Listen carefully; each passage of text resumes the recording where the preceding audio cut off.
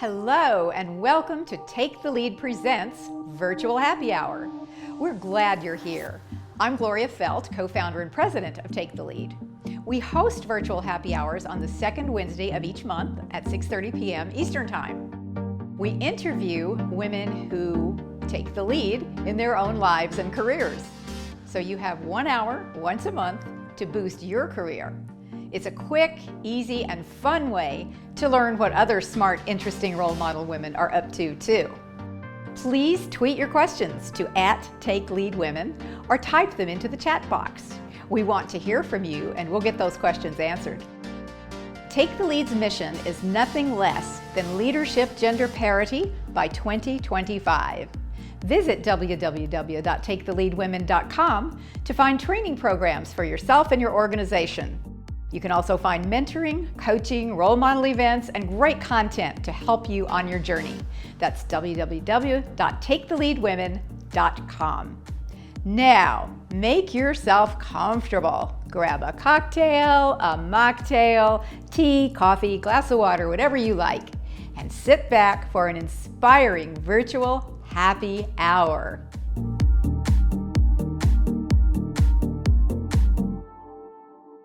Warm fall welcome to you. I'm Michele Weldon, editorial director of Take the Lead, sitting in tonight for Gloria Felt, co-founder and president of Take the Lead.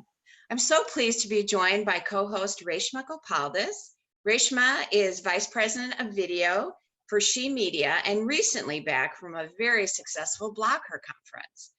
I wish all of our guests and participants a happy autumn. October is a month of Halloween, and many of us know how scary it is to speak out on issues for ourselves and for others in small and large ways. So this virtual happy hour is all about how to make your voice heard, speak out on purpose. Reshma, have you had moments when you were hesitant to speak out or when speaking out really did make a difference for you? I think like the first half of my life was me being hesitant to speak out. I think we've talked about this before. As young women, we're taught like follow the rules, keep quiet, make the best out of a situation. And then we hit a certain age where everyone's like, oh, that's wrong. You shouldn't be apologizing. You shouldn't be doing this. You shouldn't be doing that. And we have to unlearn everything we did. So the times, even though I was hesitant to speak out, when I finally did speak up, it made me uncomfortable and it made other people uncomfortable, but it actually resulted in real change. And ultimately that led to me feeling like a lot of pressure. And I think we're seeing it in the world right now with people finally kind of revealing the truth that they've been repressing for years in all aspects of work and personal relationships. So I would say it's like 50-50 now. I'm hesitant, but I will speak out. And then I'll probably regret it for like 5 seconds after. Well, I'm with you. I've definitely had moments where I had to stay silent in order to keep my job or keep the peace. Yeah, right. And then moments where speaking out, or in my case, writing out, as I did in my first book, would make a huge difference. I just read a quote from actress Olivia Nunn, who recently said, you don't speak up because you're getting awards or because the press might talk about it. You do it when no one sees. That's how you change the world. So Reshma and our 3 dynamic guests, thank you for being here. We're going to dive into this really necessary conversation about the courage to speak out in your workplace, your community, and in the large public discourse. These marvelous experts tonight can help you discover the need and purpose to find and use your own voice. Offering advice and resources on how to take a stand and use your voice, our guests will share how you decide when, where, and why to speak out. Use What You've Got is leadership power tool number 3, created by Gloria Felt. And what you always have is your voice as a tool to create change, literally in speaking up verbally, but also metaphorically in creating change in words and actions. So we have a mission to Take the Lead to reach gender parity in leadership across all sectors by 2025. And diversity and inclusion within our mission are essential. All succeed or none of us succeed. Be sure to stay till the end of the conversation so you can get some free goodies. We have a PDF of Take the Lead columns about the power of voice.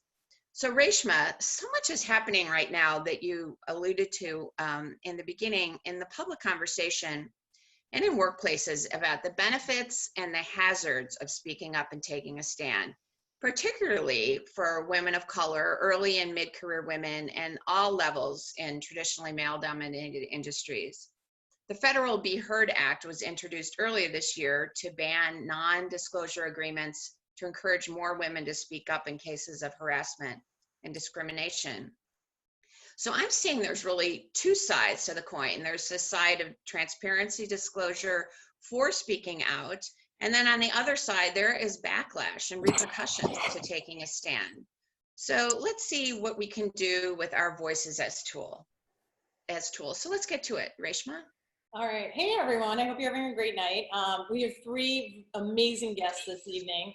I'm going to start with Carina Glover. She's the founder and CEO of HerHeadquarters, a collaborating app exclusive to women entrepreneurs within fashion, beauty, entertainment, events, and PR industries. HerHeadquarters is in LA, New York City, Miami, Omaha, and soon to expand to San Francisco, Chicago, and Houston. Carina also launched the ACES Tour LA edition, celebrating women in the industry, and previously was the owner of Chiffon Events. Everyone say hi to Carina. And we are also very lucky to have Amanda Kahlow, founder and chief strategy officer of 6 Sense, a marketing company using AI and big data for B2B, helping mid-sized businesses. She was also the CEO and founder of CI Insights, a big data services company, for 14 years. She is an advisor to Girl Rising, whose mission it is to educate girls in developing countries as a way to build thriving, prosperous, healthy communities and affect positive social change. Welcome, Amanda. Hello. And finally, we have Wendi C. Thomas, the award-winning founder, editor, and publisher of MLK 50, Justice Through Journalism. Wendi was a 2016 fellow at the Nieman Foundation for Journalism at Harvard University.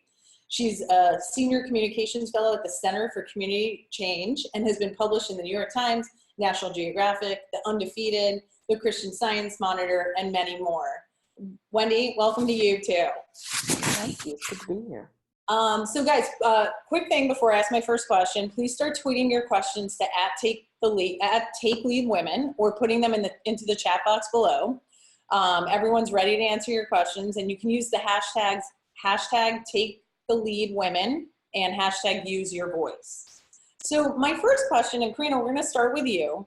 I'm going to ask all of you, how did you get to be you? And here's the challenge. You have to tell us in 2 minutes or less.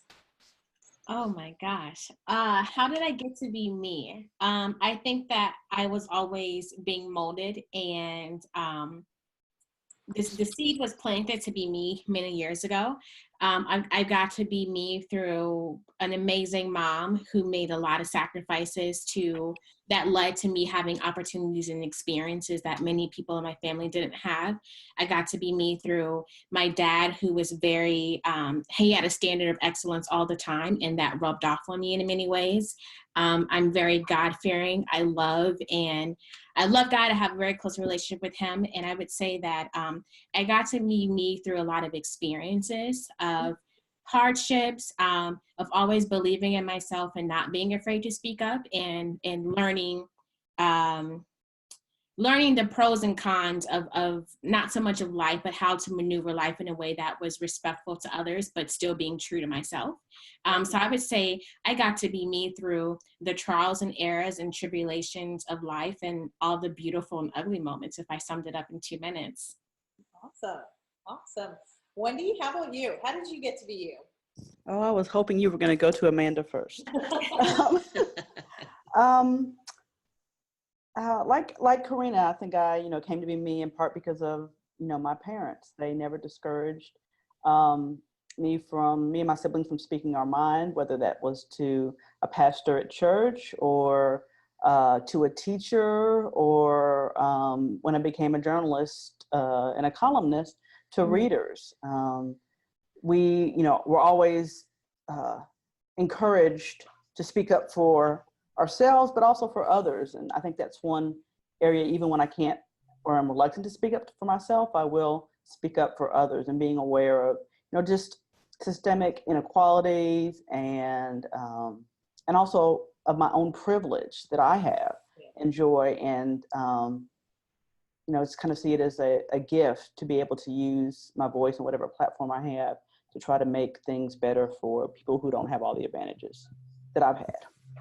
Amazing. You guys are so good at sticking to 2 minutes. Amanda, how about you? How did you get to be you? I'm still trying to figure out who I am. I think I'm figuring that out every day, and every day I'm a different person than I was yesterday. I'm a big believer in that nothing is constant. Interestingly, my mom is FaceTiming me right now, so that's very, that's very interesting that this happened. So I must say my mom is part of it. Yeah, I got to be me. I would also say through a lot of where I am today and my outlook on life is the challenges that I've been through and the hardships, to come out and know that I can fight and be on top, whether it be my upbringing. We grew up below the poverty line, to some of the challenges in the workplace today, but the harder somebody fights, the harder I fight back and the stronger I get. And the more resolve I have in who I am on the inside, and not what I am on the outwardly possessions and successes. I think now I'm kind of moving into a chapter of my life where what matters is how I show up for people, and not speaking out necessarily verbally, but what I do behind the scenes when no one's noticing. That's who I really want to be, and how I make people feel is more important than anything else, not what I do or say or who I am. Amazing. Love it. Great, thanks. Carina, I want to ask you something. I saw an interview you had in Thrive Global where you said, we understand that in order for her headquarters to be valuable, we need to have discretion about who has access to the platform. We want to provide our users with valuable allies and quality collaboration opportunities. So can you share some insight about what it's like for you to speak out about women needing to be discerning about their allies and opportunities? Because it seems like it's just popular to say, well, everyone needs everyone, but you're vocal about being discerning. Why is that important? Yeah, I would say from a personal level, I had to learn that lesson the hard way. Just because you have integrity, just because you are authentic and sincere, that does not mean that everyone else has they're made of the same characteristics. So I learned that the hard way. And, you know, on a broad scale, yeah, her headquarters targets women entrepreneurs within, you know, specific industries. So you might think that our target audience is really, really big. But when you think about us targeting women who specifically are intentional about building their brands through brand partnerships, that's a really small pool, because it's a mindset thing. And so I would say that on a professional level, whether you're a business owner, you're building a career, you're a student, or just as a human being, I think discernment is very key. It's not so much of being guarded, but it's more so of knowing that you are unique in who you are and what you are trying to contribute to the world. And in order to be very impactful, you have to align yourself with people who are intentional about the same impact and the same you know, the same meaning. And you rob yourself of impacting more people if you align yourself with people who are not good intentioned. That's right. We have to make sure who we connect with and that they align with our own mission. Thank you for that. Amanda, you have spent decades in leadership in big data and marketing. Can you offer some insights on the issues that you felt compelled to speak up about as a leader, and maybe some advice on how to make decisions on when and where to speak up in the workplace on issues that you care about?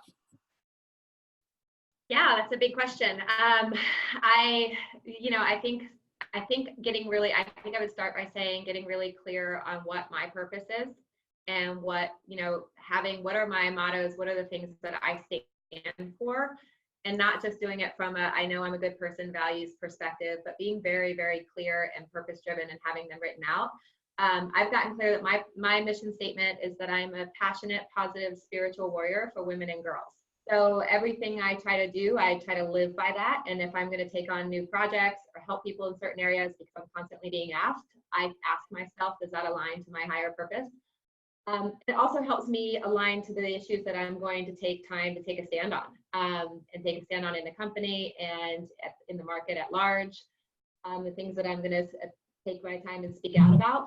And I think, as I was saying before, I think it's not necessarily about speaking out, but really giving people the tools and women the tools to know what to do when situations come their way, and helping them behind the scenes even when they don't know that it's happening, right? So I don't want the credit for fixing their situation or, you know, pushing things around or making sure people are aware of some of the impact that might be happening, but I am definitely doing things, and I constantly looking for ways, how can I do things without getting the credit? Because for a long time I had to find myself on my ego and my outwardly success, and I think I'm really working hard personally to not live by that anymore. So yeah, I mean, I always want to do right by people and have that as the forefront, and also setting a culture inside of the company. And culture isn't about the food and the extras that we get. It's really how we treat each other and what we do for each other, and that is about speaking out. So it's helping each other in those instances when people don't have a voice,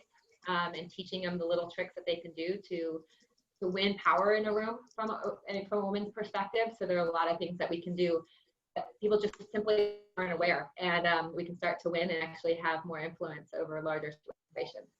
Amanda, I love that change in the culture. And I also loved how you said you like to do things quietly behind the scenes too.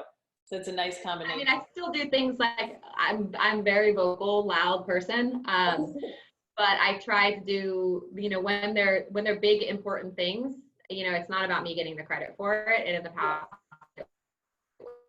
you just mentioned, Amanda, that there are little tricks. Can you give one little trick to our audience tonight, maybe? Yeah, I can give 100. So I guess one of the big things for women, for me, I try to teach women, I'm all about women's empowerment and how to teach women how to own the energy in the room. So, you know, we've all heard that when, you know, the one woman in a boardroom, when I actually have a board meeting tomorrow, you will sit in the back of the room, you know, kind of slouch in a chair and not really project themselves. That's all the obvious. There's a lot of things that we can do physically to bring the energy and own your space. Like I do a lot of physical movement before I come in, but there are little things that you can do. Like I'm going to take the seat in the room with the best cheek, with the best energy surrounding me. So I'm going to be right up against where the presentation is. I'm going to put my purse on one chair next to me and my coffee next to me, so no one sits close to me, because this is my energy. Unless somebody actually has to sit there, but I am going to take up space in the room, physically take up space in the room. And then I'm going to take up space energetically. So I'm going to take up space by maybe cracking a joke, right? So the energy is back on me in a non-assuming way, and I'm not being dominating, but I'm showing that I'm here.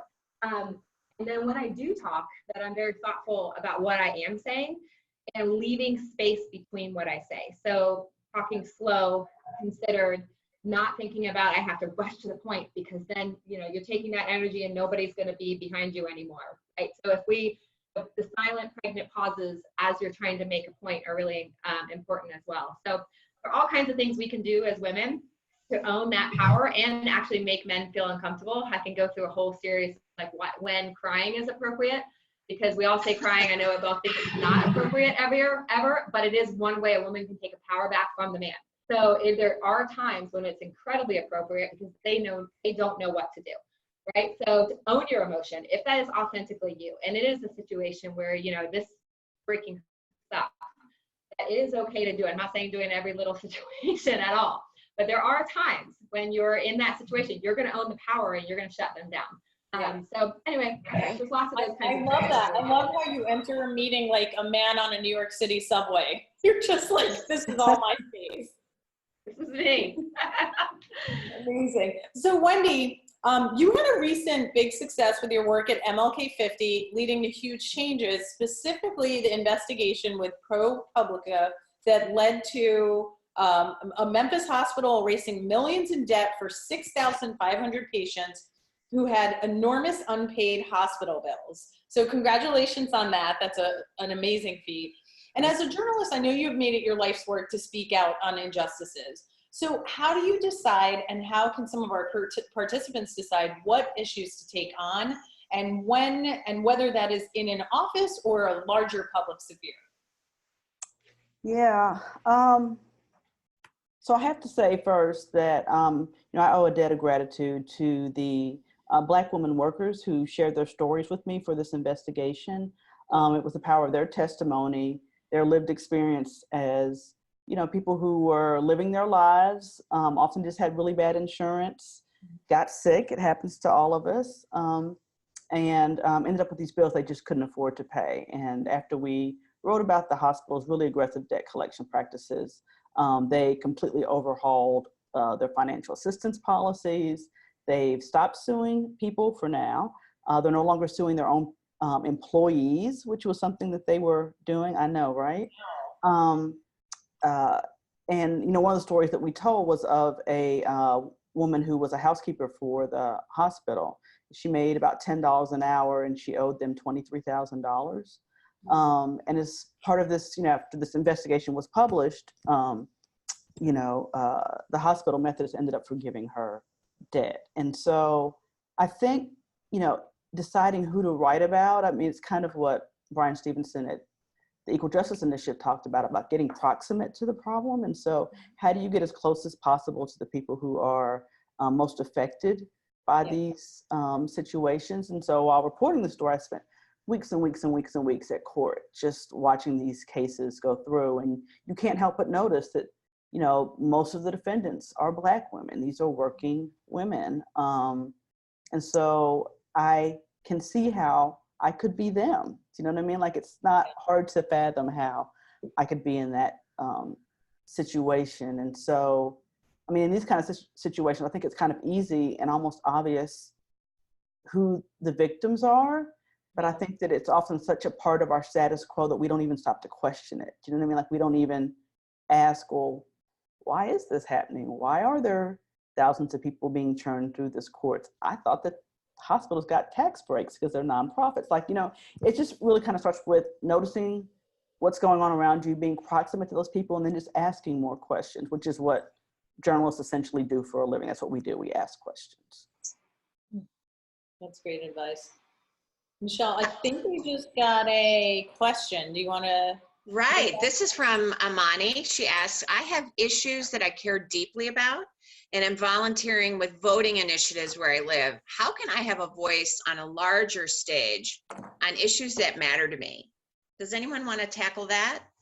Corinna, Wendi, Amanda, who would like to tackle that? I can take a stab. Okay.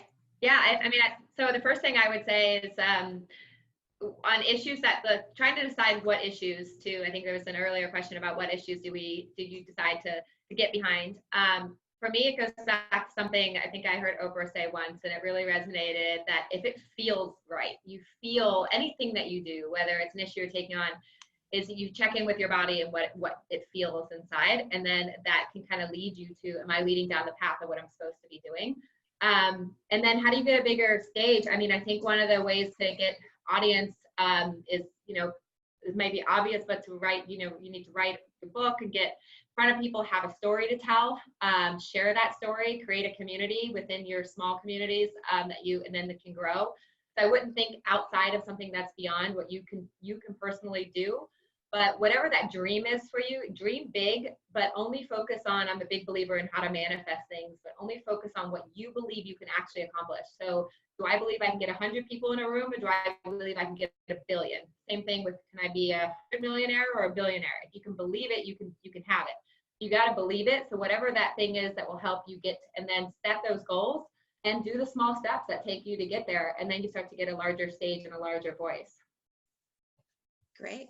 Thanks. If I piggybacked off her answer a little bit, Sure. I like 100% agree with everything she said. But I think another important thing is for, her name was Armani, right? Mm-hmm. Amani, yeah.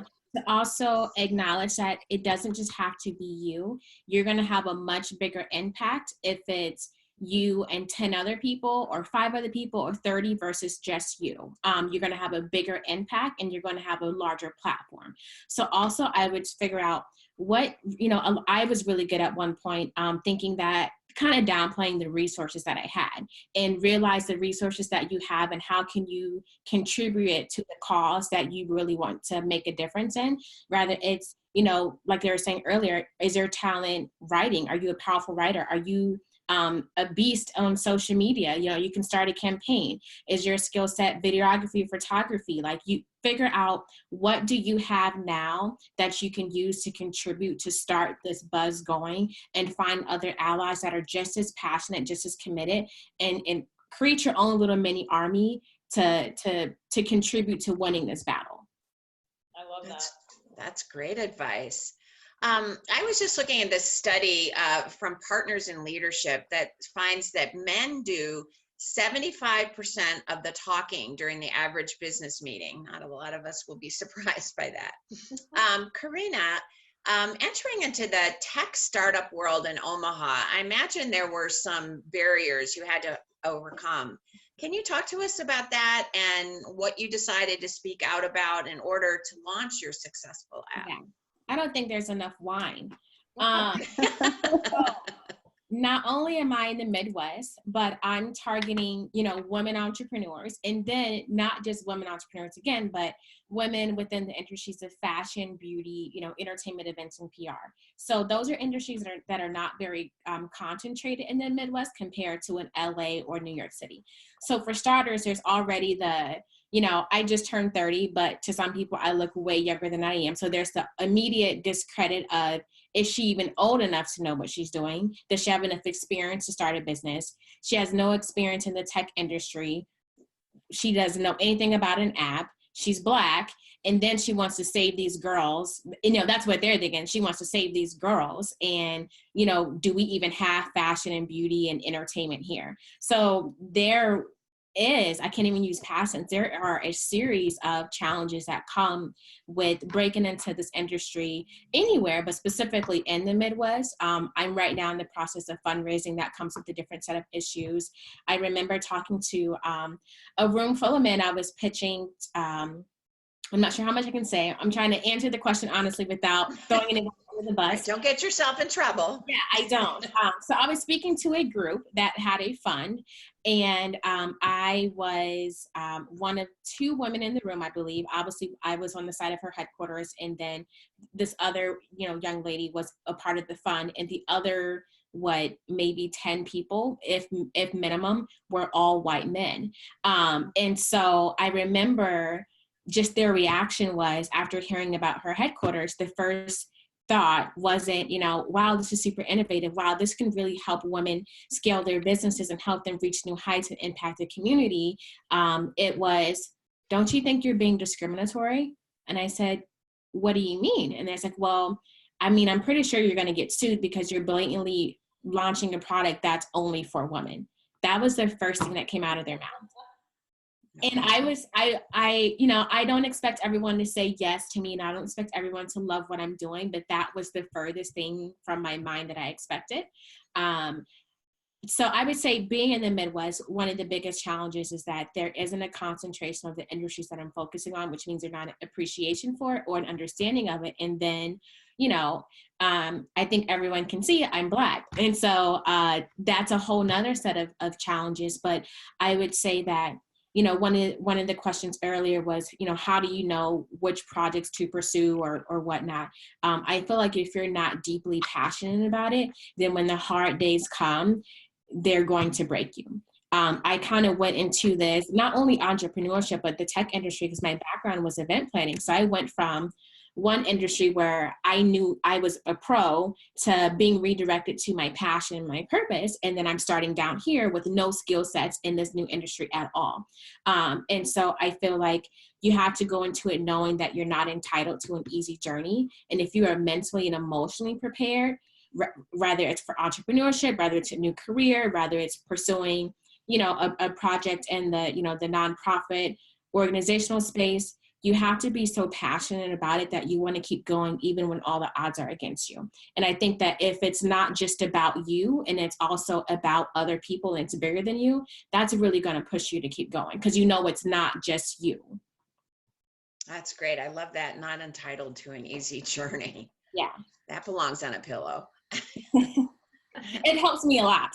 So Michele, I think we're at the halfway point, if you want to take our little halfway point break, and then I'm going to come back and talk about how keeping silent actually affects our health.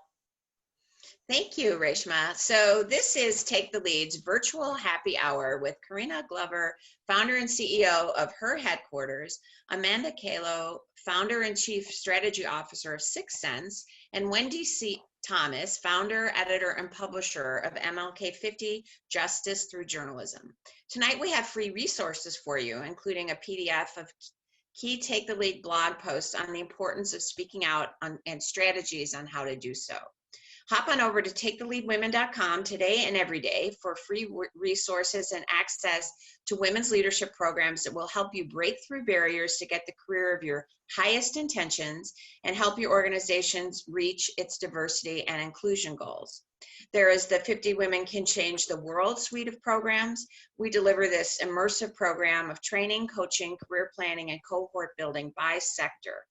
This month, we have a preview of 50 Women in Healthcare launching in Phoenix, and we'll soon launch 50 Women Can Change the World in Finance in New York. You can nominate someone or apply for yourself. Again, go to taketheleadwomen.com and click on 50 Women Can.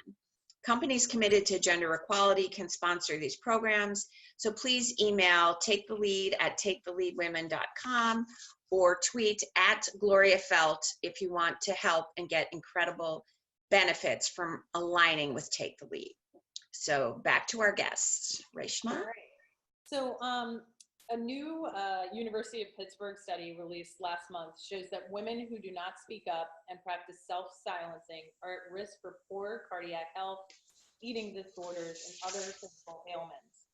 The study shows a link between not speaking up and poor mental and physical health. So not only is taking a stand perhaps good for the world, it's good for all of us. And I think I alluded to that in the beginning. So we kind of want to ask all three of you, what can you share with our audience? Have you ever felt hindered about speaking up?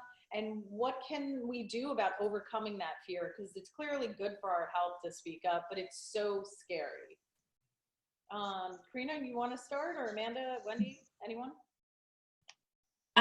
For me, I've always been very outspoken.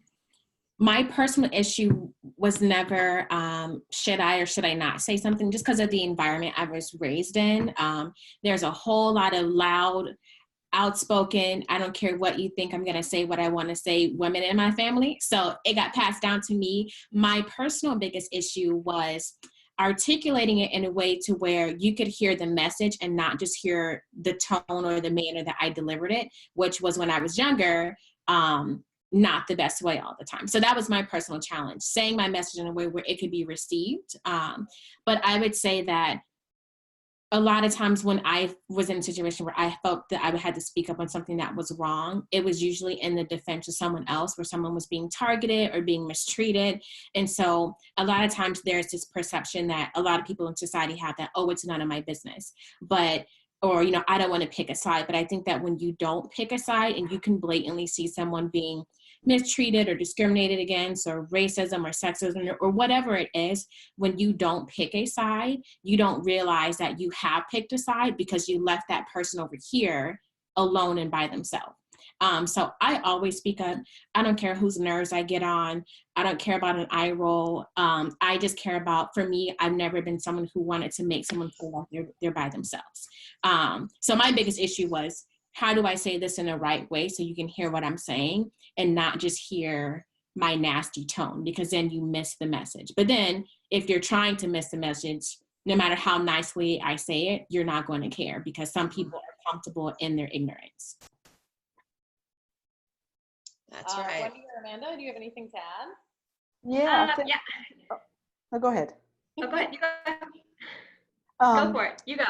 So I think I was going to, when you talked about the study and the health impacts of kind of swallowing our emotions and our feelings, it made me, it reminded me of the quote from Zora Neale Hurston, who said, if you're silent about your pain, they will kill you and say you enjoyed it. And I think in rooms that I've been in, and I'm thinking specifically of newsrooms that I've worked in for, newsrooms at daily newspapers in Indianapolis, Nashville, Charlotte, and Memphis, being, one of few women in the room, definitely one of few Black women in the room, and feeling the sense that, I think at first maybe if I was afraid to speak out, it was because I didn't know if what I felt or what I was experiencing was common, or whether it was just me. But, you know, once you're kind of in community with more women and you realize, okay, oh, it's actually not just me. It's a whole bunch of us. And it's been a whole bunch of us for years experiencing these same issues. And I really felt strongly, and I still feel strongly, that after working with me or interacting with me, I want people to know the truth. Whether they act on that or not, I can't control that. But they won't be able to leave an encounter saying, well, I'm not sure how Wendi felt about that. If I'm thinking of a couple examples more recently where there were these programs that were being initiated to help journalism kind of on a broad scale, but I could see specifically how it was going to leave out journalists of color. And so I was not going to leave that table without saying, I think this is a great idea, but let me tell you how this is not going to do what you think it's going to do. And you can't claim this is transformational if it's not, if you're not thinking intentionally about these already marginalized groups. Now, if they change anything or not, I can't control that. But what they won't be able to do is say they didn't know. Exactly. And so if that's the only role I can have in that space at that time, you know, I really believe in the idea of, you know, one person plants the seeds and somebody else might water it, and then somebody else might see it grow, right? So maybe my role in that moment is just to plant the seed, and that's okay. I'm okay with that. Somebody else can hopefully reap the harvest if it's not me. I love that, planting the seed. Great metaphors. Amanda? Yeah, so I think there's two parts, like, as I interpret your question. One of the parts is speaking out on behalf of yourself or somebody else when you've been wronged, and you know, whether it's a Me Too issue or something's happening. And that just comes down to pure integrity, right? So, you know, living by your values, and that you don't let things go by, and you immediately take action. And, you know, when I was the CEO of the first 5 years of this company, there was just a zero tolerance policy for anything. And that's it. That's all there is to it. Like, there's no talking about it. I'm not going to put energy or attention on it, in the sense that I'm not going to give that person who's doing that the energy of the battle. But I think there's, you know, actually Wendi brought up a good point about your emotions and feeling. Like, us as women, we do have more we are more emotional beings. And I think that's what makes us so incredible and powerful. We care more. And so we should harness that. But it also brings up sometimes feelings to situations when I'm having a reaction, I'm having a physical reaction to something that's happening because I don't believe in it. But it's not, you know, against my values. I just don't believe in what this person is doing and how they're going about the situation. And I think it comes down to really harnessing and owning our feelings and having tools to work with those, so that you do use those feelings in the right ways at the right time, but you can also move them through and out of your body in a way that's not detrimental to yourself. So I know in the past, I could get very viscerally angry and say things, and I couldn't hold shit in. But I think I'm actually more powerful now sometimes, you know, taking the high road and the approach of, no, thank you, not having this conversation, even though I want to go ape shit on the person. And actually that has more power. And then I can release my energy in other ways. And I do a lot of like physical releases of energy and emotional releases, but it doesn't have to be in that situation. So I think it's just, you know, obviously being smart about when we do it, and being careful not to overly exert our emotions, but not be afraid of them, because they're actually, those physical reactions that are happening in our body are a signal from our body that something is wrong. And it knows it's your intuition that's so strong. And that's why we have such strong emotions and we have such strong intuition. There's a reason why it's connected. And they say women have stronger intuition. But learning the right time and the right way to process that, and being mature about the processing of it. And sometimes, you know, looking the other way, the worst thing you can do to someone is not acknowledge them and not give them the energy. We want to tell them, go take a hike. But the truth is, if we just turn around, don't give them the energy, it's actually going to cause more harm to them. And they're going to question themselves more and more because you're not reacting. So that's kind of a quick thought on that question for you. Thanks for that. Yeah, the opposite of love isn't hate, it's apathy. So I think, you know, what Amanda said is absolutely right. Rather than give people the energy that they're seeking and the attention they seek, ignoring them is much more effective and has if you're trying to shame somebody or something, that's a better way to do that. I just got a question from an audience member. This is from Reagan, and I think, Corinna, you've answered this already, but we can hear from everyone. She asked, is it more powerful to speak out as a group or by myself?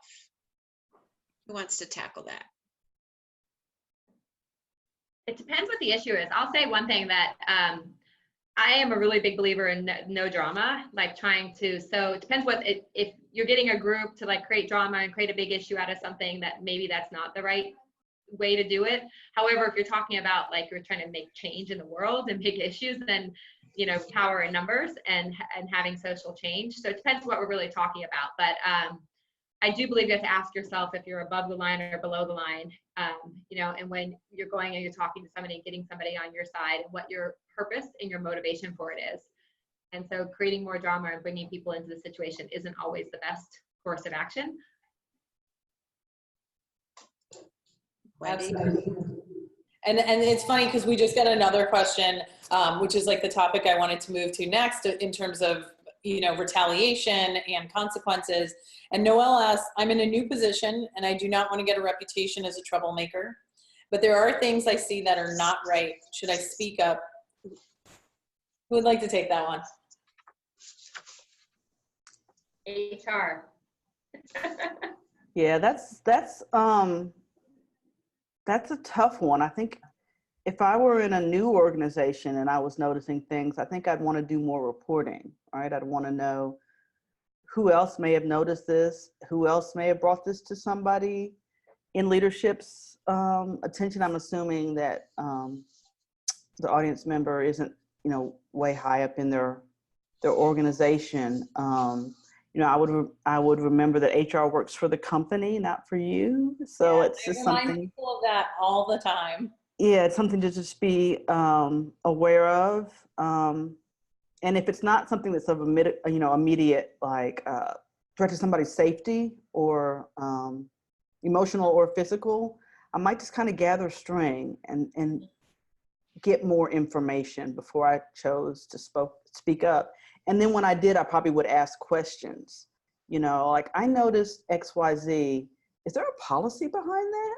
Or can you point me to the policy around that? Or has anyone ever tried to do X, Y? You know, I mean, I would just ask more questions that might come off in a way where you're just trying to get more information and not trying to say, y'all are insane for doing it this way. What are you thinking?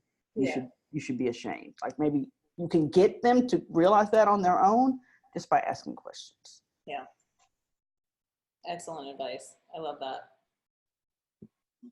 Michele, do you have any questions that have come in on your side? Let me see. No, but I have questions. Wendi, because you operate on such a large public scale, locally, national, and even globally, do you have advice for people who might want to break into that large public discourse, or caution that you want to express for them before they go real big on an issue publicly? Yeah, this is interesting because I do think that there can be an ageism and an experienceism in terms of who gets to speak up. You know, Corinna, you were mentioning people thinking that you're younger than you are, and not wanting to attach as much weight to your words because of that. But I do think there is something to be said for having put in the work, whatever that is. And I will meet a lot of young journalists who will say, I want to speak out like you're speaking out. And I'll say, I've been in the business 26 years. And so I can say, well, they did it this way at this newsroom, this way at this newsroom, this way at another room. And then now I've created my own newsroom where all the leaders are people, women of color. And so that's why we do it this way. So I think I would be mindful to put in the work, to have the expertise, to have done the reading, to have the conversations you want to kind of have you know, in the world, in big spaces. You know, let your work have the track record. Let the work kind of speak for itself. I do think that women have to be a lot more self-promoting than maybe we're comfortable being, to get the shine that we deserve. And then find people who are your champions, who will sing your praises for you and create spaces for you to, you know, amplify what your message is. Now, I'm not saying that somebody who's 16 can't lead a crusade. I mean, we can look at Greta.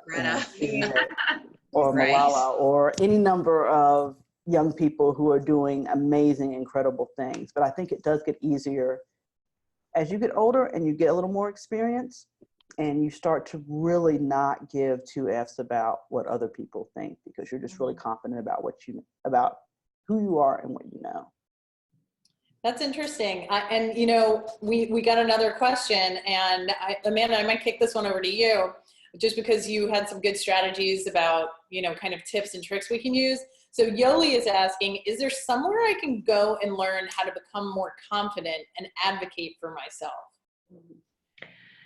I mean, well, okay, so where do we go to learn about it? Yeah. Maybe take the lead. Yeah, I mean, that's what I'm writing a book about right now, actually, like all the empowerment strategies for women. There are some out there. Nothing's coming to the top of my head. I don't mean not to promote somebody else. None of the books, I don't think they really do it, but you know, honestly, what you can emulate though, so in light of not necessarily having a book or something you to read, but emulate some of the men around us, like that are powerful, right? That are confident and holding their own and walk away from a conversation and are just like in their space and in their energy, but make sure that that's how you want to make people feel, right? Are they making you feel the way you want to make people feel? So emulating, I know there's a hashtag I love called see it, be it, right? So if you can see it, you can be it. So be around those people that you want to be like, that you aspire to be. That would be my biggest tip for you is to find amazing people in your circle. And like Corinna said earlier, be discerning on who those people are and who you allow into your circle, in all facets of your life, not just work, but any, you know, relationships or friendships, because that's going to trickle down and actually have impact. I have broken up with so many friends, I can't even tell you, because I just wasn't aligned anymore. And I was just done with the drama. I'm just like, I just don't have it in me. I don't have energy to hear these stories anymore. And we all create our own reality. So we have to step out of a situation that's not working for us and to just really own our shit. And what's coming to us is a reflection of what we've asked for in the universe, is my true belief. Can I add something to that? Sure. Yeah, sure. I definitely think that in part confidence is a lifestyle, and I think it requires a certain level of awareness. So like we all know I think most people know what they're good at, and a lot of people know the things that they have insecurities about, you know, rather it's, I really am not confident in public speaking yet, or I'm not confident in singing yet, but I really want to be a singer. Everyone has their something. And we all have people, and it sounds like Amanda has cut all those people out her life, so good for you. I have you. Yeah, like know who's around you that feeds your strengths and who feeds your insecurities, and make the appropriate cuts. I think that confidence it's a journey, but it's also a lifestyle, and it requires, you have to be aware of your decisions. And I had a friend at one point a couple years ago, she was just in a really bad place. And one of the things I told her as she was going through her transformation to having a happier, healthier lifestyle inside and out was to write a letter to herself. That's something I always tell women to do. Write a letter to yourself telling you, even if you don't believe every word yet, how amazing you are, how worthy you are, how valuable you are, and describe to yourself what your best self looks like. And I don't mean from a physical standpoint, but just inside. And read that letter every day until you don't have to read it anymore, because you've become her, and let that be your affirmation to yourself every single day. Sometimes, you know, I definitely think that we need a cheerleading squad of people around us. But I also think that sometimes we have to be the captain of our own cheerleading squad sometimes too. So make those changes. Anyone who's not feeding and nurturing a confident version of you, cut them out without hesitation, and realize the parts of you that are insecure and start to work on those areas, but baby step it and know that it's okay if you're not the most confident woman in the world tomorrow or next week. It is definitely a process, and don't be hard on yourself as you go through this transformation, because that's really what it is. That is. Can I add one thing? Oh, sure. Yeah, I want to add one thing there. So I think that, and I won't presume to know everybody's economic status, but I do think that this degree of agency that we're encouraging others to have comes with some degree of privilege, right? And so I don't want anyone listening to this to think that they can will themselves out of systemic racism, right? It doesn't quite work like that. I would not want anyone who's working a low-wage job to feel in any way that they are in the situation that they are in because of their attitude, right? Because there are systems and structures at play that are designed to produce the results that we experience in society. Now, that said, I think that often when I hear questions like, how do I have more confidence? That assumes that the people who are doing things have that confidence. I hate public speaking. I don't enjoy it. I'm nervous every time before I do it, and I just do it anyway. I think that's part of it. And then there's one trick that I'll mention that my therapist told me. I believe in therapy. You should get Same. it. Everybody. It's good. It's a good thing. Yeah. But, I engage in a lot of like negative self-talk and, doubting myself. And my therapist told me to talk to myself the way I would talk to my niece. I have a beloved 7-year-old niece. And if she came to me and said, Auntie Wen, I am scared of whatever, I would say, girl, do you not know how brilliant you are? Black girls are magic. We are magic. You can do this. And so if you're ever tempted to kind of like get in your head, talk to yourself like you would talk to a little girl that you love the most, a niece, granddaughter, child, your best friend's daughter, whatever. And I think that for me, that's been helpful. That's great advice. I love that. So how can people find each of you and your companies? Let's start with you, Corinna. Our social media is Facebook, Instagram, Twitter, and LinkedIn, and on every single platform, it's just HerHeadquarters.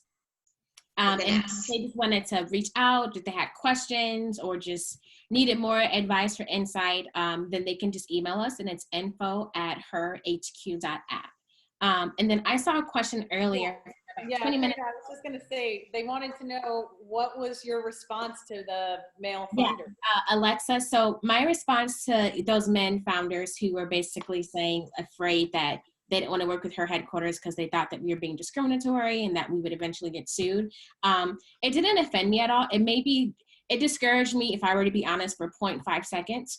And then after that, I was just like, whatever, because if that's your thought, and it kind of goes back to the discernment and having the right partners and the right allies, if that was their very first thought, then they're not the right partners for us anyway. And I didn't feel like I was losing anything. If anything, it just made me more intentional going forward with who I reach out to as a potential investor, looking at their portfolio and only targeting, angel investors and VCs that are known for supporting women or that have invested in other women-owned companies in the past. So if I didn't see that in their history, then I didn't even approach them, because you have to support women to be invest in a company that exclusively promotes, caters to, and appeals to women. So I didn't take any offense to it. I just took it as a learning opportunity to better vet who I approach as a potential partner in the future. Terrific. Thank you. Amanda, how do people find you? Twitter or Instagram @Amanda KAHLOW, all one word. But what I would say is I would tell you how to find my company, but it's not going to do most 90% of this audience any good, since we sell to large enterprise companies.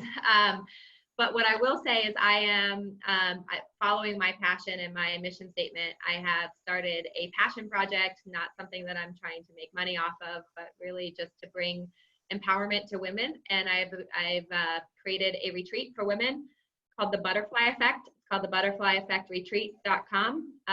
So we have one, we just had one in Idaho, another one coming up in Napa, another one in Tulum. Small group of women to really help you transform from the inside out. Mind, body, soul, spiritual, all the things, empowerment, manifestation, living in the now, everything that you could want for women in a 4-day experience to really help transform you. So that's it. The butterflyeffectretreat.com. Great. Wendi, how can people find you? So me personally, I am on Facebook at Wendi C, Wendi, the letter C, Thomas, and on Twitter, where I'm a big tweeter at Wendi, Wendi _C _ Thomas, and you can find MLK50, Justice Through Journalism, at MLK50 50 Memphis on Facebook, Twitter, Instagram, and LinkedIn. Great. Guys, I wanted to say all of your tips and tricks are so amazing. And one thing that you guys could try that we tried at my office, this started about 2 years ago, and you can do this with in any office. One day we just decided in our video pod that we were going to go around the room in the morning and compliment each other. And I cannot tell you the positive effect it had, where people would look forward to it every single week. And I actually just realized I haven't done that in a while. And Carina, when you said that, write a letter to yourself, I was just reminded about how finding your group at your office and then encouraging the positivity and pointing out like what all of our talents are kind of joins, all of our tips and tricks here. So I would try that.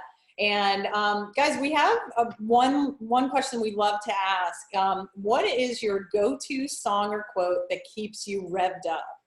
Who wants to start? I can start actually, because I have it right here. I left my full-time job in May of this year, and I was terrified. And one of the women who worked there on my last day, she gave me this quote here. And it's by Stella Stewart, and it said, "Behind me is infinite power, before me is endless possibility, around me is boundless opportunity. Why should I fear?" Awesome. Yeah, so I have it there. Whenever I'm down, I see that, and it like boosts me up. Awesome. Amanda or Wendi? I'm going to botch this, I'm sure, and not get it exactly right, but you guys will get the gist. Quote from Maya Angelou that says, "My purpose is not just to survive, but to thrive with compassion, heart, laughter," and she said something else. But I love not just to survive, but thrive with heart and laughter. Love it. I love it.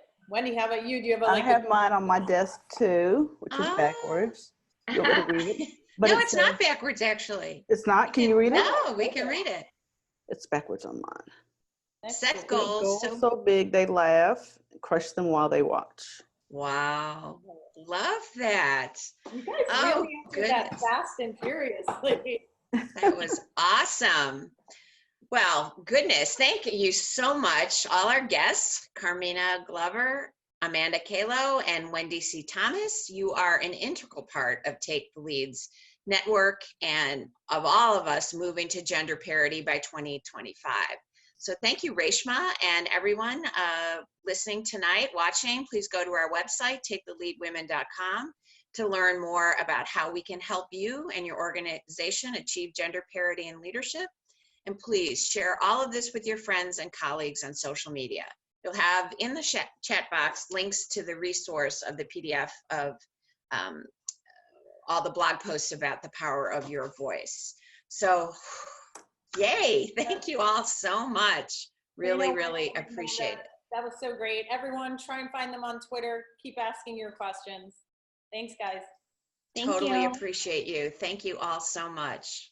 What a great time. Thank you. Thanks for joining Take the Lead Presents Virtual Happy Hour. Be sure to tune in again next month. Remember, it's the second Wednesday of every month at 6:30 p.m. Eastern Time. 1 hour, once a month, to boost your career. Until then, power to you.